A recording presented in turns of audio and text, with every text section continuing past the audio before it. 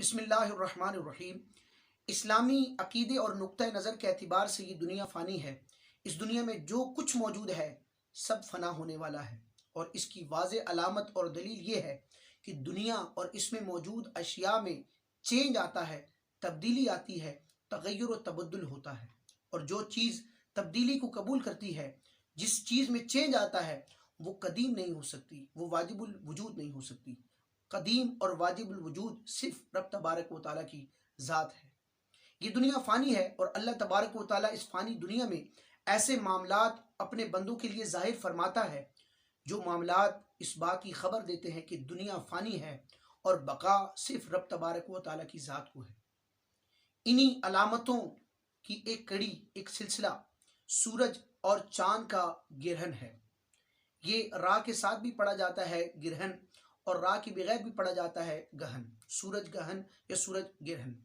یہ کیا ہوتا ہے؟ ابتداً اس کی ڈیفینیشن ہم سمجھتے ہیں کہ سورج گہن کا معنی کیا ہے، اس کے میننگز، اس کی ڈیفینیشن کیا ہے۔ اس کو انگلش میں سولر ایکلپس کہا جاتا ہے، اور اس کی جو ڈیفینیشن ماہرین نے بیان کی وہ یہ ہے کہ an eclipse of the sun is an occasion when the moon is between the earth and the sun, so that for a short time you cannot see part or all of the sun۔ یعنی سورج گرہن ایک ایسا موقع ہوتا ہے کہ جس میں چاند سورج اور زمین کے درمیان حائل ہو جاتا ہے، بیچ میں چاند ہوتا ہے، ایک طرف زمین اور ایک طرف سورج ہوتا ہے۔ چاند کے حائل اور درمیان میں آنے کی وجہ سے زمین والوں کو سورج نظر نہیں آتا، کلی طور پر یا جزوی طور پر، یعنی یا تو سورج کا ایک حصہ دنیا والوں کی نگاہوں سے محو ہو جاتا ہے، چھپ جاتا ہے، یا پورا سورج جو ہے وہ کچھ لمحے کے لیے، کچھ دیر کے لیے غائب ہو جاتا ہے۔ اسے سورج گرہن کہا جاتا ہے۔ علماء کرام نے بھی تقریباً اس کی جو لفظی تشریح اور تعریف ہے اسی انداز میں بیان فرمائی ہے۔ اب دیکھنا یہ ہے کہ سورج گرہن یا چاند گرہن کا جو معاملہ ہے، کیا یہ محض اتفاق ہے؟ اس کی لاجک کیا ہے؟ اسلامی نقطہ نظر سے اس کی حقیقت کیا ہے؟ تو سرکار علیہ السلام نے اس کی حقیقت کو بھی بیان فرمایا۔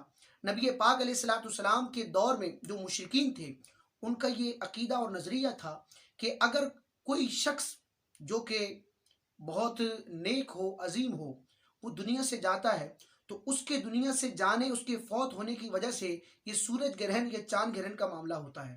اسی طرح اگر کوئی برا شخص دنیا میں پیدا ہوتا ہے تو اس طرح کا معاملہ ہوتا ہے، حالانکہ حقیقت اس کے بالکل برخلاف ہے۔ نبی پاک علیہ السلام نے اس وہم کا، اس باطل عقیدے کا رد بھی فرمایا اور اس کی وضاحت بھی بیان فرمائی۔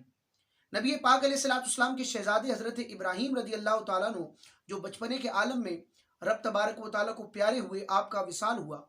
اتفاق سے جس دن حضرت ابراہیم رضی اللہ تعالیٰ عنہ سرکار علیہ السلام کے شہزادے کا وصال ہوا، اسی دن سورج گرہن کا معاملہ ہوا۔ تو اب کسی کو یہ گمان نہ ہو جائے کہ ان کی وفات کی وجہ سے یہ معاملہ ہوا۔ نبی پاک علیہ السلام نے سورج گرہن کی نماز ادا فرمائی، اور نماز ادا فرمانے کے بعد ایک خطبہ ارشاد فرمایا، اور خطبے میں اس مسئلے کو واضح انداز میں، واضح الفاظ سے بیان فرمایا۔ چنانچہ امام بخاری نے بخاری شریف میں کتاب الکسوف کے نام سے پورا چیپٹر قائم کیا ہے۔ کسوف عربی زبان میں سورج گرہن کو کہا جاتا ہے، اور اگر اس کے شروع میں خواہ ہو، کاف کی جگہ خواہ پڑھا جائے اور خسوف کہا جائے تو خسوف کا معنی ہوتا ہے چاند گرہن۔ امام بخاری نے پورا چیپٹر قائم کیا کتاب الکسوف کے نام سے، اور اس میں وہ احادیث درج کی جن میں سورج گرہن کی متعلق جو روایات تھیں اور جو نبی پاک علیہ السلام کی ارشادات اور آپ کی تعلیمات تھیں ان کو جمع فرمایا۔ چنانچہ بخاری شریف میں حدیث نمبر 1044 جو کتاب الکسوف کے تحت آتی ہے، اس میں حضرت عائشہ صدیقہ رضی اللہ تعالی عنہا کی روایت کو امام بخاری نے نقل فرمایا، روایت فرمایا کہ حضرت عائشہ رضی اللہ تعالی عنہا فرماتی ہیں کہ نبی پاک علیہ السلام کے عہد مبارک میں سورج گرہن کا معاملہ ہوا، اور مفتی احمد یار خان نعیمی رحمۃ اللہ تعالی علیہ کی تحقیق کے مطابق نبی پاک علیہ السلام کی ظاہری حیات طیبہ میں، یعنی جب تک نبی پاک علیہ السلام ظاہری طور پر دنیا میں جلوہ گر رہے، آپ کی ظاہری حیات میں سورج گرہن کا معاملہ صرف ایک مرتبہ ہوا۔ اسی طرح چاند گرہن کا معاملہ بھی جو ہے وہ ایک مرتبہ ہوا۔ اب نبی پاک علیہ السلام نے سورج گرہن ہونے کی وجہ سے سورج گرہن کی نماز قائم فرمائی، جماعت کے ساتھ یہ معاملہ ہوا۔ حضرت عائشہ صدیقہ رضی اللہ تعالیٰ عنہا نے اس نماز کی کیفیت کو بیان فرمایا۔ پھر آپ فرماتی ہیں کہ جب سورج گرہن کا معاملہ ختم ہو گیا، سورج کھل گیا اور یہ معاملہ چھٹ گیا، تو نبی پاک علیہ السلام نے صحابہ کرام کو خطبہ ارشاد فرمایا، اللہ تبارک و تعالیٰ کی حمد و ثنا کی، اور پھر سورج گرہن اور چاند گرہن کی حقیقت اور اسلامی نقطہ نظر کو آپ نے بیان فرمایا۔ چنانچہ بخاری شریف کے الفاظ ہیں، نبی پاک علیہ السلام نے ارشاد فرمایا، ان الشمس والقمر آیتان من آیات اللہ، کہ بے شک سورج اور چاند اللہ کی نشانیوں میں سے دو نشانیاں ہیں، لا یخسفان لموت احد ولا لحیاتہ، کسی کے مرنے یا کسی کی زندگی کی وجہ سے سورج اور چاند کو گرہن نہیں لگتا۔ یعنی ایسا نہیں ہوتا کہ کوئی مرا اس وجہ سے یہ معاملہ ہوا، یا کوئی دنیا میں پیدا ہوا تو چاند گرہن یا سورج گرہن کا معاملہ ہوا، بلکہ یہ رب تبارک و تعالیٰ کی نشانیاں ہیں۔ بخاری شریف کے روایت کی دوسرے الفاظ ہیں کہ یہ اللہ کی نشانیاں ہیں، اللہ تعالیٰ یہ نشانیاں اپنے بندوں کو دکھاتا ہے۔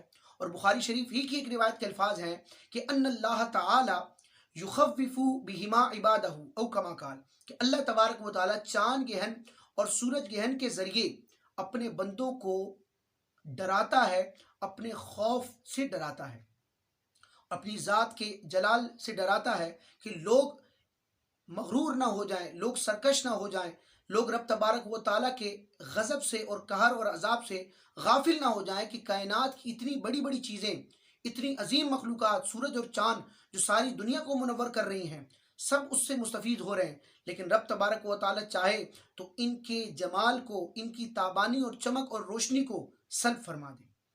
سرکار علیہ السلام نے ارشاد فرمایا، فَإِذَا رَأَيْتُمْ ذَلِكَ، جب تم یہ معاملہ دیکھو، یعنی جب سورج گرہن ہو جائے، چاند گرہن ہو جائے، تو اب بندہ مومن ہونے کے ناطے ایز اے مسلم ہمیں کیا کرنا ہے؟ سرکار علیہ السلام نے رہنمائی ارشاد فرمائی، فَإِذَا رَأَيْتُمْ ذَلِكَ، جب تم یہ معاملہ دیکھو کیا کرو؟ فَادْعُوا اللَّهَ، اللہ سے دعا کرو، اللہ سے رحم طلب کرو، وَكَبِّرُوا، اور اللہ کی بڑائی بیان کرو، اللہ اکبر کا تکرار کرو، وَصَلُّوا، اور نماز پڑھو، وَتَصَدَّقُوا، اور اللہ کی راہ میں صدقہ دو۔ اور بخاری شریف کی دوسری روایت کے الفاظ ہیں کہ سرکار علیہ السلام نے فرمایا کہ جب سورج گرہن ہو تو غلام آزاد کرو، چونکہ ان دنوں غلامی کا دور تھا، لوگ غلام رکھا کرتے تھے، ایک سلسلہ تھا، تو غلام کو رب تبارک و تعالیٰ کی رضا کے لیے آزاد کرنے، گویا کہ یہ صدقہ ہے، اس صدقہ کرنے کا حکم نبی پاک علیہ السلام نے ارشاد فرمایا، کیونکہ نیکی، صدقہ، دعا، نماز، یہ چیزیں رب تبارک و تعالیٰ کے غضب کو کم کرتی ہیں، رب تبارک و تعالیٰ کی رحمت کو ابھارتی ہیں۔ تو اللہ تعالیٰ ہمیں بھی سورج گرہن اور چاند گرہن کے موقع پر رب تبارک و تعالیٰ کی طرف رجوع کرنے کی توفیق عطا فرمائے۔ اور علماء کرام نے سورج گرہن اور چاند گرہن کے متعلق جو نماز کا ایک طریقہ بیان کیا ہے، جو آداب بیان کیے ہیں، اللہ تبارک و تعالیٰ ان پر ہمیں عمل پیرا ہونے کی توفیق عطا فرمائے۔ آمین بجاہ النبی الامین صلی اللہ تعالیٰ علیہ وسلم۔